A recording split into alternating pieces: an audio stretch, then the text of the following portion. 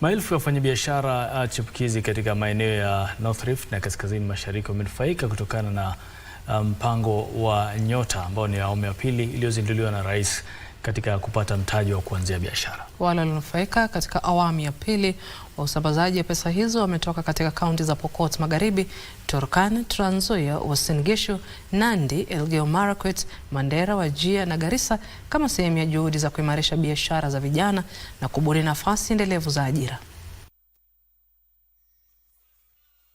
Naibu wa Rais Profesa Kithure Kindiki aliongoza usambazaji katika kaunti za Nakuru, Baringo na Nyandarua ambako vijana 8,958 walipokea ruzuku zao. Alikariri kwamba ufadhili wa ustawi wa biashara ni mojawapo wa nguzo 4 za mpango wa Nyota. Kwa hivyo tumehakikisha kwamba kila mtu ameshughulikiwa, jinsia zote, wanaume, wanawake, walemavu, kaunti zote za Kenya 47, wodi zote za Kenya 1450.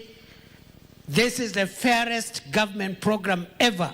Akizungumza mjini Kapenguria, waziri wa vyama vya ushirika Wycliffe Oparanya alisema kuwa mpango huo umepata ufanisi, huku 2.4% pekee ya waliopata pesa hizo wakishindwa kuendeleza biashara zao baada ya malipo ya kwanza. We are hopeful that as they get the second tranche, they are likely to improve their business even further.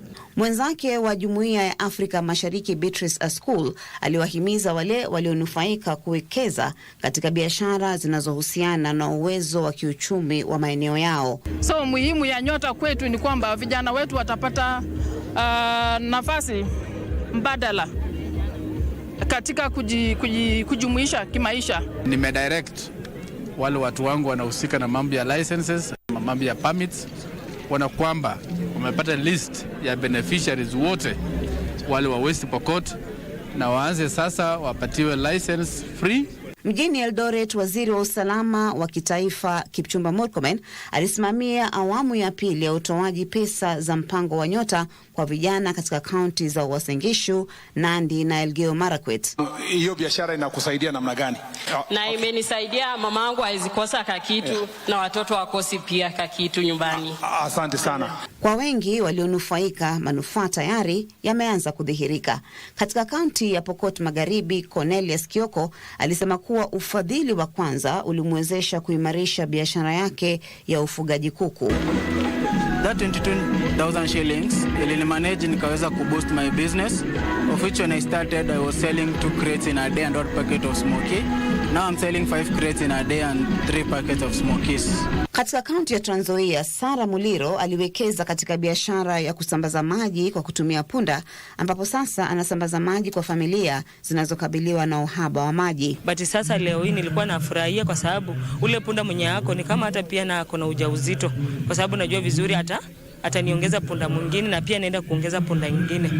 Mpango huo unawalenga vijana wasio na ajira wa umri wa kati ya miaka 18 na 29, huku umri huo ukiongezwa hadi 35 kwa watu walio na ulemavu. Maria Mboni nikiripotia Darubini Wikendi.